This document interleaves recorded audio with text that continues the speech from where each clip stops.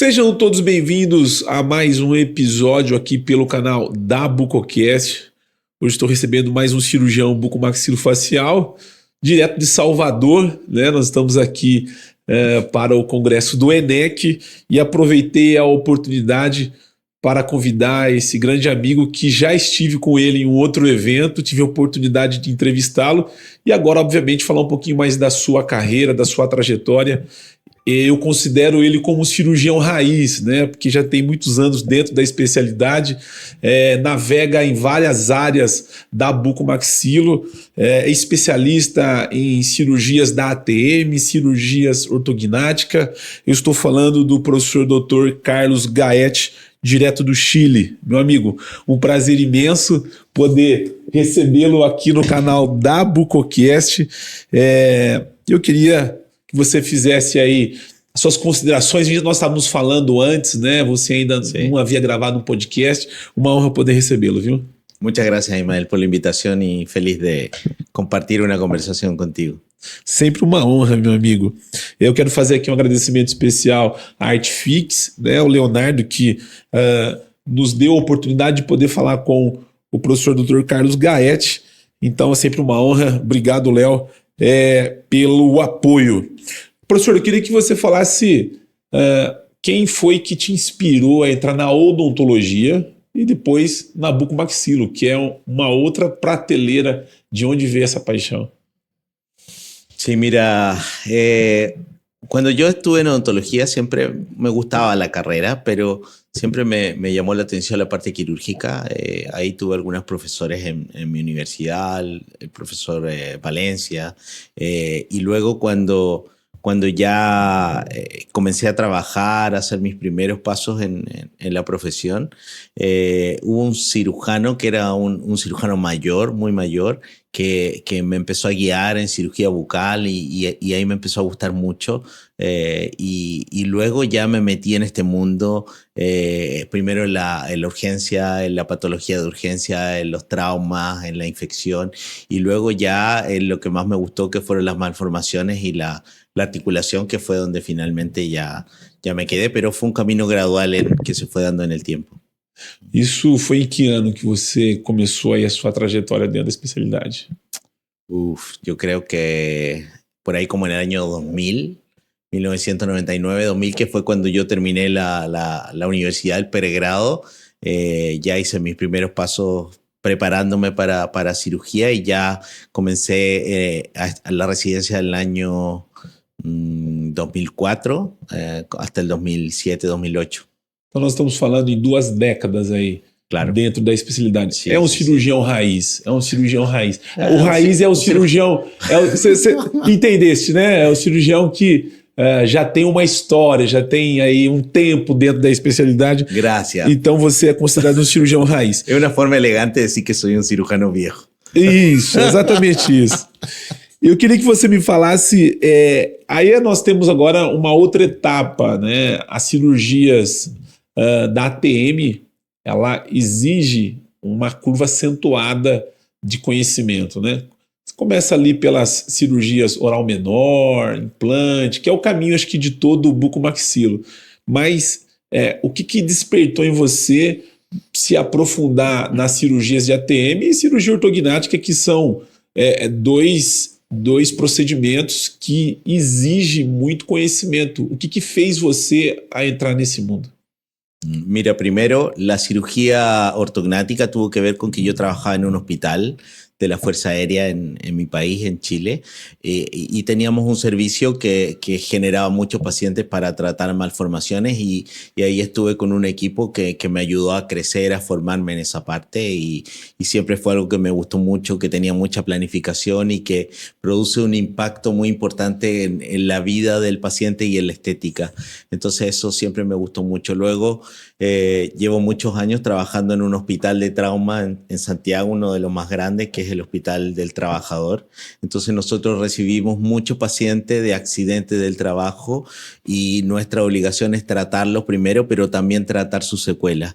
Entonces recibía muchas secuelas de trauma de articulación temporomandibular y resolvía todo lo que podía, pero sentía que había un rango muy amplio de patología, que si hacía cirugía abierta era mucho lo que hacía y si hacía solo tratamiento conservador era muy poco. Entonces empecé a sentir la necesidad de hacer un tratamiento mínimamente invasivo y eso fue lo que me llevó a buscar formación en artroscopía y luego en otras cirugías de ATM también. Por ahí nació mi camino. Hoje, a gente está falando de dois pacientes que têm uma busca totalmente diferente. O paciente de ortognática, ele busca a parte funcional, estética e que muitas das vezes não está associado à dor. Claro. E a ATM, muitas das vezes está associado à dor. Como que você enxerga essa diferença entre esses dois pacientes? Obviamente que eu acho que o paciente de ATM é mais difícil de tratar ou não? Como que você enxerga isso? Mira, el paciente de cirugía ortognática es un paciente diferente al de ATM, pero tienen cosas en común. El paciente de cirugía ortognática, como tú dices, busca una mejoría funcional, pero también tiene una demanda estética que va asociada y es un paciente que trae una historia compleja en términos psicológicos, en términos de autoestima, un paciente que tiene mucha expectativa con la cirugía. El paciente de ATM es un paciente que eminentemente, en muchos de ellos hay una condición de dolor que está subyacente, pero también tiene un peso en la parte psicológica bien importante y además hay que pensar que muchos de nuestros pacientes que nosotros tratamos con cirugía de ATM luego van a ser pacientes que necesitan continuar con cirugía ortognática para darles más estabilidad en la parte oclusal y también en la parte facial y mejorar algunas de las condiciones que hacen susceptibles sus articulaciones. Entonces, de alguna manera hoy día para mí la cirugía ortognática tiene una relación sumamente importante con la ATM y con lo que hacemos en ATM y también con la posibilidad de estabilizar muchas veces esos pacientes previo a la cirugía ortognática con procedimientos mínimamente invasivos en ATM. Hoje você avalia que o paciente de ortognática não tem como você diagnosticar esse paciente sem que você avalie a ATM, e a pergunta é o seguinte: está sempre associado o paciente de deformidade? Sempre apresenta algum tipo de problema na ATM ou não? Como que é isso, professor? Sí, bueno, es una obligación para nosotros y para mí desde hace unos años atrás, creo que eso lo fui aprendiendo en el tiempo, hacer una muy buena evaluación articular de los pacientes de cirugía ortognática. Y el paciente de cirugía ortognática es un paciente que tiene algunos factores de riesgo que están más asociados al problema articular y particularmente son los pacientes clase 2, los pacientes que tienen falta de desarrollo mandibular, especialmente las mujeres jóvenes en edad fértil y con algún tipo de crecimiento facial especial que genera una rotación posterior. Son los pacientes que más nos llaman la atención, muchos pacientes hiperlaxos o con inestabilidad mandibular y en esos pacientes especialmente buscamos estabilizar la articulación previa a cirugía ortognática. Hoy día me pasa que muchos de mis pacientes que llegan por cirugía ortognática ponemos la alerta en ese tipo de problema y son pacientes que necesitamos preparar con cirugía articular muchas veces antes del procedimiento. Uma vez que você tem a indicação do procedimento em ambas as situações, cirurgia de ATM e ortognática, você faz a cirurgia juntas ou você faz separadas? Mira, esa pregunta es súper interesante porque durante mucho tiempo haciendo artroscopía, siempre había gente que me preguntaba en las conferencias si era posible hacer los dos procedimientos juntos. Yo siempre decía que no, que era imposible, porque cuando tú haces procedimientos, sobre todo de reposición del disco en cirugía artroscópica, te produce un cambio de la oclusión muy grande. Entonces eso es algo que afecta mucho la cirugía ortognática. Pero cuando me tocó estar en China el año 2024, vi algunos pacientes que ellos hacían el procedimiento en conjunto y tienen un protocolo de manejo, y ya comenzamos a hacer nuestros primeros pacientes, que no es para hacerlo en todos los pacientes, pero hay algunas veces en que se justifica hacer la artroscopía con reposición del disco en el mismo tiempo de la cirugía ortognática, y tenemos una experiencia que está comenzando, pero que está siendo bastante buena. Y hoy día me sorprendí porque en mi conferencia de la Sociedad Latinoamericana de Cirujanos de ATM, encontré otros colegas acá en Brasil que tienen alguna experiencia también, y creo que es un esfuerzo que nos pasa a todos sin estar comunicado, porque la necesidad va surgiendo, y ya sabemos que lo que estamos haciendo en artroscopía es algo que funciona bien para los pacientes para estabilizar previa ortognática, y por qué no hacerlo en el mismo tiempo cuando se dan las condiciones. Ou seja, somente quando há indicação. Perdón. Somente quando há indicação para fazer. Solo cuando hay indicación, pero principalmente es ese paciente que llega a cirugía ortognática listo para operarse, pero que no tuvo una evaluación previa de su articulación y tiene una patología disfuncional que afecta mucho la función y la estabilidad. Podemos hacer separado el procedimiento, pero eso significa que el paciente va a tener que esperar 4 a 6 meses para la cirugía ortognática. Entonces tenemos una opción basada en la evidencia de hacerlo junto, en buena condición, con un buen estudio previo y con un buen resultado final. Perfeito. Você que nos acompanha pelo canal da Bucocast, não é inscrito no nosso canal, vai lá, se inscreva no nosso canal, e também no Instagram, onde nós vamos estar compartilhando aqui alguns cortes deste podcast, e você vai estar acompanhando através do nosso Instagram também. Professor, vamos falar um pouquinho sobre o paciente que tem problema de disfunção, né, problema na ATM. Esse é um paciente que normalmente, quando ele chega para você, ele vem com várias queixas, né? E muitas das vezes é um paciente que ele fica perdido para encontrar o profissional, né? Às vezes ele vai no médico, ele não sabe quem que é a pessoa que trata. Normalmente, como que você recebe esse paciente no seu consultório? E quando ele tem algum problema na articulação, quais são as queixas que esse paciente apresenta? Mira, generalmente nosotros recibimos los pacientes porque hay una derivación de profesionales que ven esto. En mi país existe una especialidad que se llama trastornos temporomandibulares, que son odontólogos que se dedican al tratamiento más bien conservador de problemas articulares, y ellos nos derivan a algunos pacientes. También recibimos muchos pacientes de los otorrinos, porque el paciente consulta por molestia que cree que está en el oído, pero realmente es en la articulación. Y los cirujanos de cabeza y cuello también nos derivan pacientes. Ahora, yo ya llevo un tiempo largo en esto y me llega mucho paciente en forma dirigida, pero tal como tú dices, este es un paciente que tiene muchas molestias funcionales. El paciente siente dolor, el paciente siente una sensación de traba mandibular, o siempre se queja de que su mandíbula se desencaja y siente que no vuelve a encajar bien. Y ya algunos pacientes en estadio más avanzado por ruidos articulares, principalmente crépito, que es el ruido asociado a la enfermedad degenerativa. Te diría yo que eso es lo principal. Ahora, como tú dices, muchas veces estos pacientes pasan por muchos profesionales antes, no siempre con el tratamiento adecuado, y sobre todo es muy lamentable que a veces pacientes jóvenes que tienen una vida muy larga por delante, se les hace un tratamiento que está solamente basado en tratar el dolor. Pero en estos pacientes, para nosotros, hay 3 grandes pilares que esperamos lograr.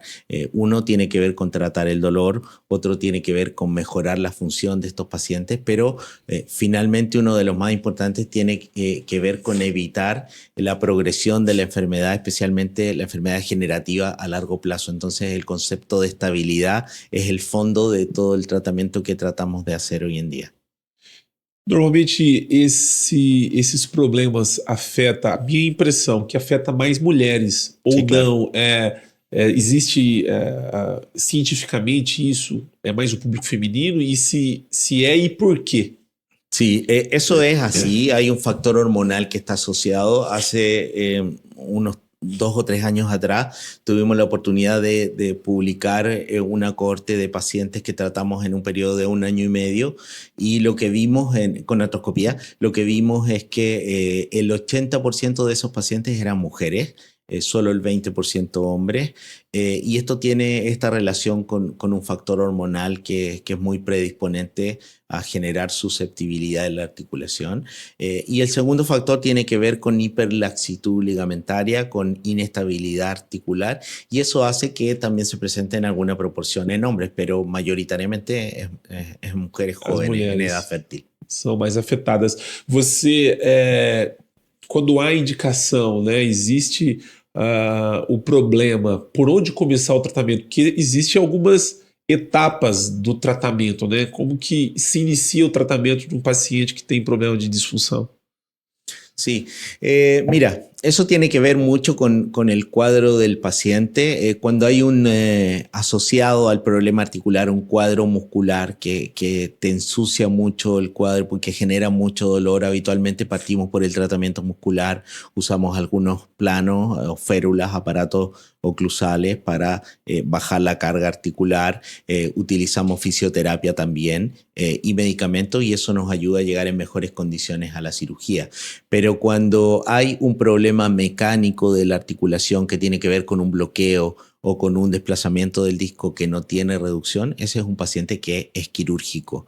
Y partimos siempre por cirugía mínimamente invasiva, acompañando al paciente también con tratamiento ortopédico, pero fundamentalmente ese es un paciente de un tratamiento quirúrgico. Como que você vê? Você sempre inicia, obviamente, com o tratamento clínico, medicamentoso, ok? Esse é o primeiro passo. Nem sempre, obviamente, depende, como você falou, do momento do paciente.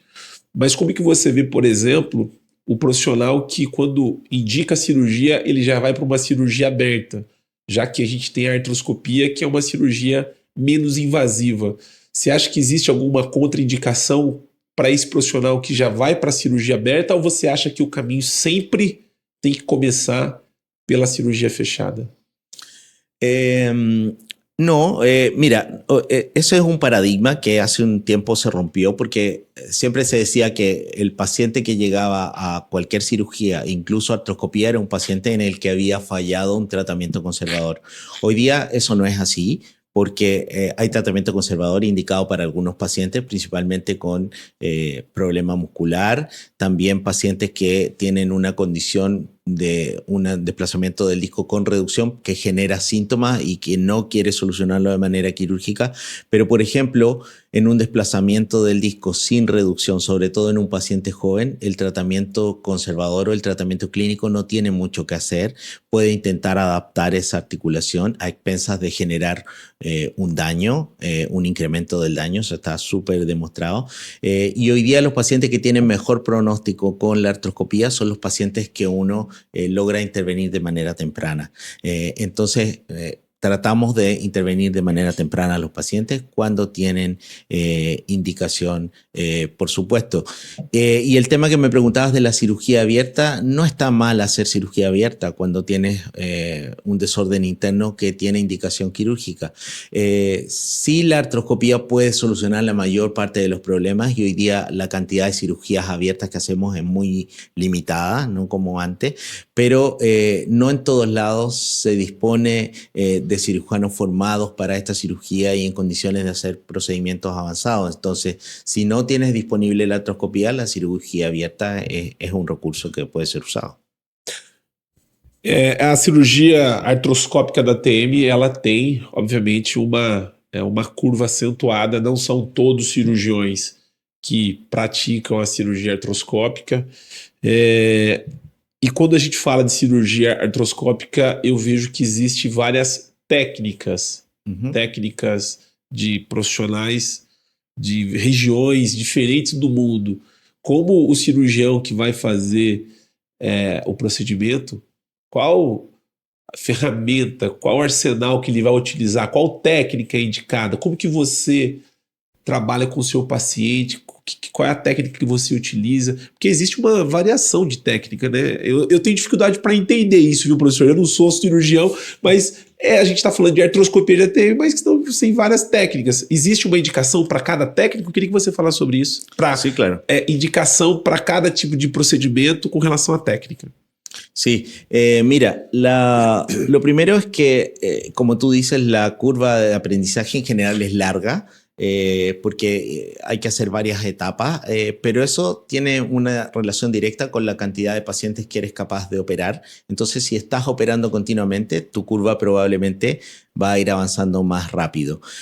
Ahora, siempre yo lo digo en mis conferencias, tú no puedes partir aprendiendo a hacer artroscopía pensando en hacer una cirugía avanzada de reposición discal, porque para eso necesitas avanzar en tu curva y es lo último que vas a lograr cuando ya tengas más experiencia.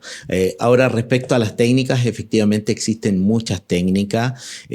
Uno va utilizando las técnicas a la par de su desarrollo como cirujano en artroscopía. Nosotros partimos por una técnica que para nosotros era la más sencilla de hacer y la que primero aprendimos, que fue la técnica del profesor McCain. Luego buscamos más estabilidad en una técnica que se llama de Goizueta, que también es con sutura igual que la de McCain, que da un poco más de estabilidad. Y finalmente empezamos a ver que la evidencia mostraba que había una técnica que inventó un profesor en China que era la más estable, la que mostraba mejores resultados, y comenzamos a hacerla. Luego conseguí con mucha dificultad poder ir a China y estar con el profesor y verla hacer de su mano. Y te diría yo que el concepto es que cada vez los cirujanos buscamos más estabilidad en lo que estamos haciendo. Entonces, haces la técnica que es más estable para el paciente. No conozco una técnica más estable que la que estamos haciendo ahora, que es la de Yang.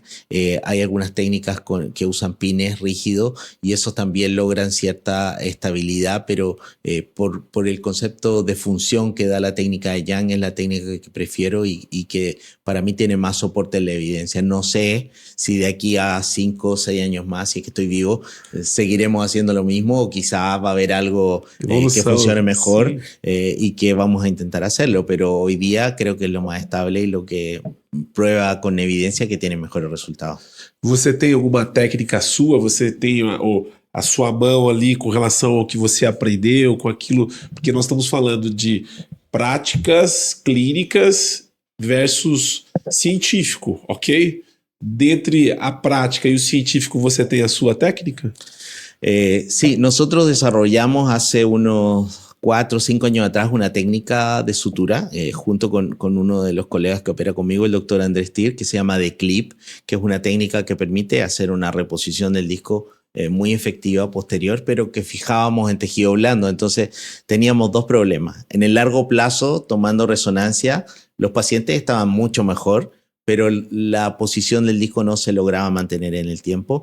Y lo otro es que hacíamos unas punciones muy cerca del cuello del cóndilo y teníamos más incidencia de problemas con el nervio facial, que eran transitorios siempre, muy buena evolución, pero es un problema inicial para el paciente. Entonces decidimos, cuando comenzamos a hacer técnica de Yang, viendo que el resultado era más estable y también el paciente tenía menos problemas con el nervio facial, hacer esta técnica. Es un desarrollo que hicimos que nos enorgullece, que creo que también genera algún aporte, pero hay que ser lo suficientemente humilde para saber que si hay otra cosa que es mejor, aunque lo hizo otra persona, tienes que hacer eso.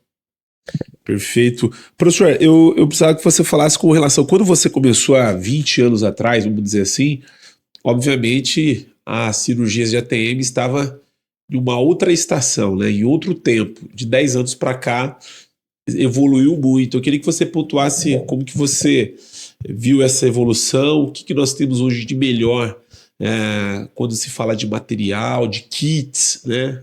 Como que você vê essa questão da tecnologia dentro das cirurgias de ATM? Sí, eso es cierto. Había un desarrollo bien importante por parte de la industria y nuestros primeros trabajos eran con instrumental bastante precario, solamente agujas, algunos lazos de alambre. Luego hemos visto que que está la posibilidad de ir a la industria y decir lo que tú necesitas, y ellos tratan de responder. Siempre hay un interés comercial, por supuesto, que es lógico, pero nos dan soluciones que hoy día son más factibles. Yo tuve la oportunidad hace un par de años atrás de trabajar junto con el doctor Fabio Sato y diseñamos un kit de instrumentos desechables para la empresa Artfix acá en Brasil, que es muy versátil porque permite hacer todas las técnicas con un instrumental desechable que tiene un costo que es bastante bajo, y eso es muy bueno. Y luego también de la mano de Artfix en Chile y de Enterfix, ellos importaron para nosotros el instrumental del profesor Yang, y hoy día podemos hacer la técnica del profesor Yang usando sus propios materiales, y eso nos permite ser un poco más rápido en cirugía y tener resultados más predecibles. Así que sí, creo que va en progresión, y esto tiene que ver con la investigación que muestra que estos tratamientos son efectivos, pero también con que hay más cirujanos educándose y hay más demanda por estos materiales, y eso, por supuesto, es un estímulo para la industria. Así que creo que es un win-win para todos. A bucomaxilo tem passado por grandes evoluções, e nas cirurgias de ATM não tem sido diferente. Eu quero fazer um agradecimento especial aqui à Artfix, né, ao Leonardo e ao Rodrigo Baus, que tem apoiado aqui através desse podcast com o Dr. Carlos Gaed. Estamos aqui em Salvador, no estúdio, né, aqui próximo do ENEC, do Congresso, que nos deu a oportunidade de poder fazer esse bate-papo internacional. Para a gente finalizar a pauta de artroscopia, eu ainda tenho mais uma pergunta para você. Hoje nós percebemos que o número de cirurgias de ATM, elas têm REOP, tem aumentado, né? Eu acredito que eu gostaria que você até me dissesse quantos % de pacientes que você opera é REOP de outros colegas que chega para você. Eu acredito que o número seja grande. Como que você vê isso, né? E aonde está o problema? Porque na ortognática a gente tem isso, mas de uma forma menor, ok? Na cirurgia de ATM, pacientes com 2, 3 cirurgias, que eu acho que você tem pegado situações assim parecidas. Queria que você falasse um pouquinho desse cenário de REOP dentro da cirurgia de ATM, professor. Sí, claro. Efectivamente, la cirugía ATM ha incrementado, y eso tiene que ver con la evidencia, con demostrar que esto funciona, pero también con que hay más gente que se está formando y que está haciendo estos tratamientos, y también con que hay más información. Los pacientes hoy día saben y te buscan porque lo vieron en una red social, porque buscan una alternativa que sea menos invasiva, porque muchos de ellos ven que llevan largo tiempo con un tratamiento conservador y no tienen resultados. Creo que una mezcla de factores. Yo te diría que para mí hace unos 5 años atrás, yo operaba un 50% de mi práctica era cirugía ortognática, un 50% era cirugía de ATM. Hoy día mi práctica es un 80% cirugía de ATM, un 20% cirugía ortognática. E quantos % desses 80 é REOP de outros colegas que chega para você? Sí, creo que eso ha aumentado, pero también es porque creo que estamos más exigentes en lo que queremos lograr y queremos darle un mejor resultado final al paciente. No podría hablar de errores porque yo mismo creo que operé mucha cirugía ortognática sin hacer una buena preparación articular cuando no tenía este conocimiento ni esta formación. Entonces creo que esto es algo que va a ir pasando menos cuando el desarrollo del conocimiento avance y estos conocimientos sean difundidos en toda la especialidad. Pero sí recibimos algunos pacientes, principalmente te diría yo pacientes que no tuvieron una buena evaluación previa a su cirugía ortognática, y pacientes que han recibido muchos tratamientos previos sin éxito, cirugía abierta, tratamientos conservadores, muchas infiltraciones, mucho uso de Botox, y eso muchas veces retarda el momento en que el paciente va a definir la oportunidad quirúrgica, y para nosotros es malo porque mientras más dañada está esa articulación, más malo va a ser el pronóstico. Pero cosas como esta, hablar, difundir, dar a conocer, ayuda a que esto vaya progresando. Sim. Professor, para a gente finalizar essa etapa da cirurgia de ATM e entrar aí na pauta de cirurgia ortognática, o aluno que está... O nosso público é aluno de formação, né? A maior parte são alunos que está buscando esses dois caminhos. Por onde você aconselha ele começar? Pelas cirurgias de ATM ou estudar pelas cirurgias ortognáticas? Lo que pasa es que creo que hoy día en la mayoría de los programas en nuestra región, la cirugía ortognática es una parte más integral de nuestra formación. A lo menos en Chile creo que la formación en cirugía de ATM en los programas de residencia todavía no es generalizada ni de tan buena calidad. Entonces creo que ellos van a tener en sus programas una mejor formación de cirugía ortognática y probablemente van a tener que buscar más una formación en cirugía de ATM después de su residencia. En eso nosotros, bueno, yo con el doctor Cipriano de aquí de Brasil, con el doctor Arturo Telles en México, hemos visto esa necesidad, hemos generado una plataforma educativa que trata de expandir este conocimiento y hacemos cursos en distintos lugares de Latinoamérica. También nosotros con nuestro equipo tenemos varias actividades educativas. Hay una página que se llama cursosdrgaete.com.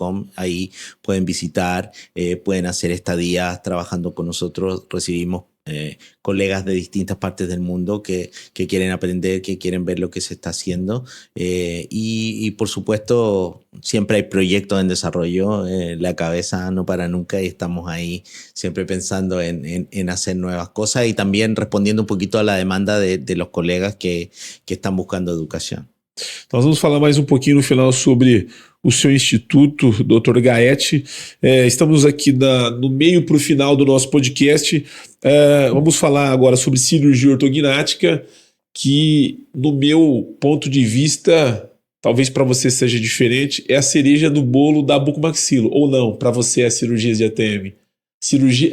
A cereja do bolo seria o principal da bucomaxilo, eu vejo que é a ortognática. O cirurgião ele vai buscar formação para aprender cirurgia ortognática. Do seu ponto de vista, o principal da bucomaxilo é a ortognática ou a ATM? Creo que la cirugía ortognática es una cirugía, por cierto, más popular, porque también es una cirugía más transversal a todos los especialistas que nos formamos en esta especialidad. Por lo mismo que te decía, porque en general nuestra formación es mucho mejor y más integral en esa área. Pero a todos nosotros nos va a tocar, aunque no te guste la ATM, que tu consulta siempre va a tener un número de pacientes buscando soluciones para problema articular, principalmente para dolor. Entonces tenemos que hacernos cargo de esto. Si nosotros tenemos un auditorio para 1000 personas, probablemente el de cirugía ortognática va a tener 1000 personas y el de ATM va a tener 600, porque es una subespecialidad un poquito más de nicho, pero creo que va a ir creciendo a la par y es una combinación súper virtuosa. El cirujano de ATM, creo que todos los que hacemos cirugía ATM hacemos cirugía ortognática también. Y creo que no es que seamos mejores que nadie, pero sí tenemos una conciencia que está súper instalada respecto a la protección de la articulación, al cuidado y al diagnóstico temprano, que eso es muy bueno para los pacientes.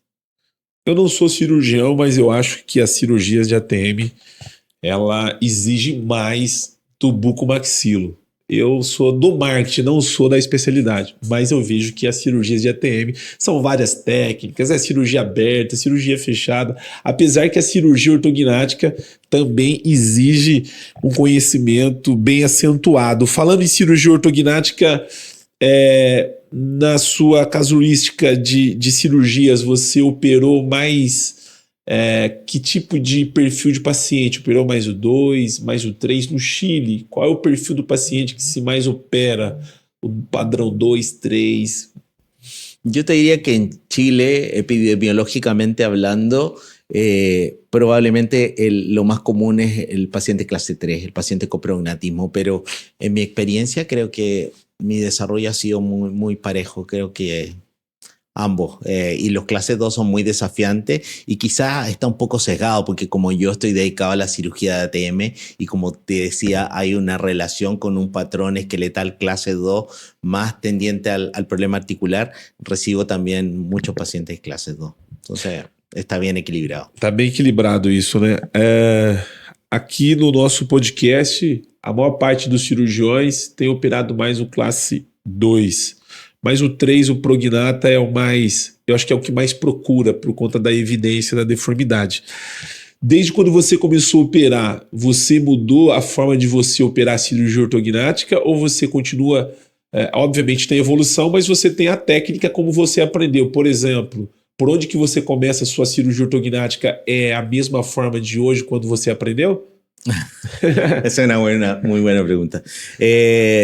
No, yo hoy día creo que opero la cirugía ortognática muy diferente a cuando partí y creo que eso es bueno porque uno tiene que saber que hay mucha gente que hace cosas buenas en distintos lados y tenemos que tomar lo mejor de cada uno, creo yo, en beneficio del paciente. Entonces, filosóficamente hablando, yo siempre partí en mis primeros años haciendo cirugía de modelo. Ya a los pocos años partimos haciendo todo digital, que es lo que hacemos ahora, pero también partimos haciendo siempre maxilar primero, después mandíbula, después vino todo el desarrollo, el Dr. Wolford, y comencé a operar mucha mandíbula primero y también comencé a cometer algunos errores con mandíbula primero. Entonces, hoy día lo que hago es siempre, en la mayoría de los casos, operar maxilar primero. Para mí es más estable, me deja más tranquilo. Creo que la planificación digital ayuda mucho en eso. Creo que la cirugía customizada ayuda también, pero no la tenemos disponible todavía para todos los pacientes en mi país, solo para algunos pacientes. Y sí sigo haciendo mandíbula primero, pero los pacientes clases 2 principalmente. Y cuando no tengo que hacer impactación del maxilar, que eso no me gusta hacerla con mandíbula porque siento que puedo tener más errores finales en la oclusión. Entonces, para mí, yo prefiero maxilar primero en cuanto a esa filosofía. Ahora, tipo de cirugía técnica va a la par de usar nuevo instrumental, de conocer nuevas escuelas de desarrollo. Hace unos años atrás, y tú lo sabes bien, vino la explosión de la cirugía mínimamente invasiva. Yo tengo una cercanía súper grande de amistad con el Dr. Jonathan Klaus, entonces fui a ver lo que estaban haciendo, me pareció súper interesante.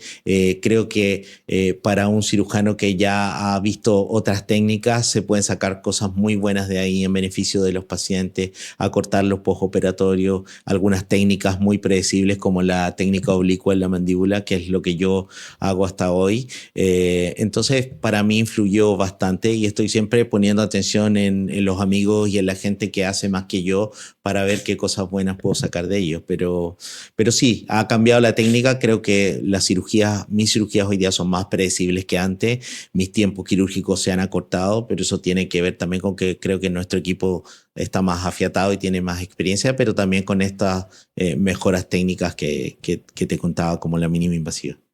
Como que você vê o planejamento virtual para a cirurgia ortognática? Você passou por essa evolução da cirurgia de modelo, gesso, e veio para o planejamento virtual.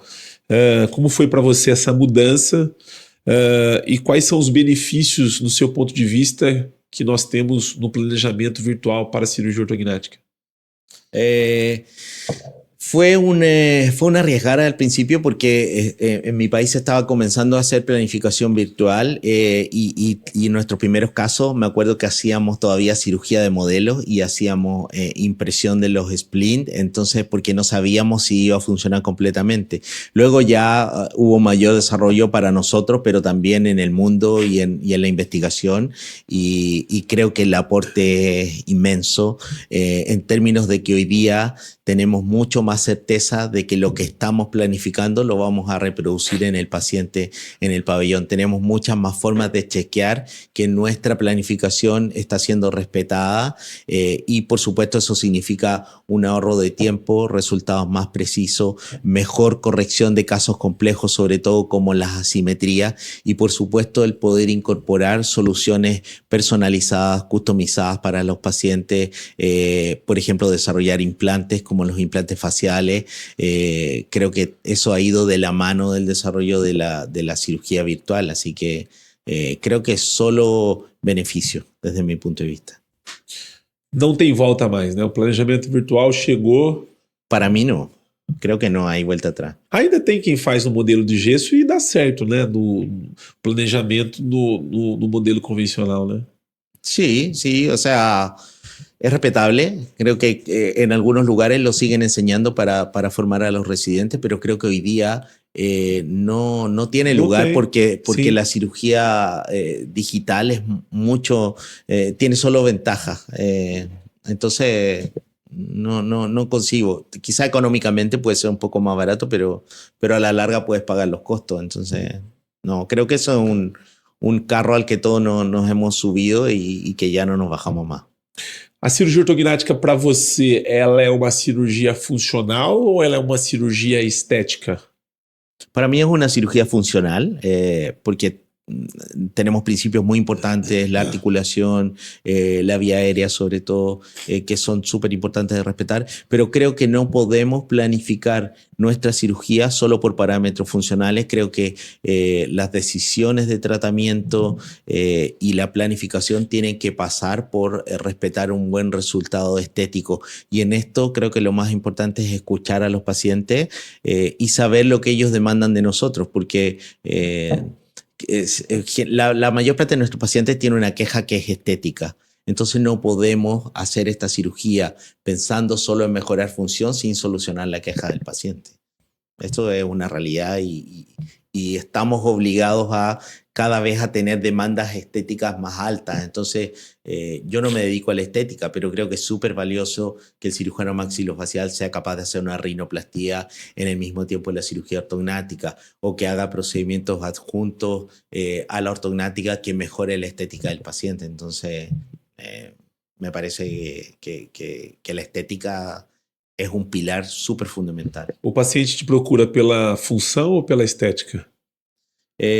La mayor parte de los pacientes creo que procura por estética y creo que los pacientes que procuran por función también están muy interesados en la estética y muchas veces no lo dicen por vergüenza, pero hay un porcentaje, yo diría que un 20-30% que principalmente le interesa solo la función, generalmente cuando son malformaciones mucho más severas o más acentuadas. Para finalizar, eu queria que você falasse sobre as cirurgias customizadas dentro da cirurgia ortognática. Como que você vê essa evolução, né? Você já está há 2 décadas aí dentro da especialidade. É uma realidade hoje, falando no Chile, de cirurgias customizadas da ortognática? Sí, creo que la cirugía customizada, así como hablamos de la planificación virtual y que costó mucho que llegara a todas partes, creo que la cirugía customizada es algo parecido. Creo que el arribo va a ser más lento porque los costos son mucho más elevados, entonces tenemos que buscar la manera de, a través de los seguros en los distintos países, poder ofrecerle estos mejores tratamientos a los pacientes. En Europa, en la mayoría de los países, hoy día es parte del día a día y ya no se cuestiona. Y yo he tenido la oportunidad de hacer algunos casos customizados con súper buena experiencia.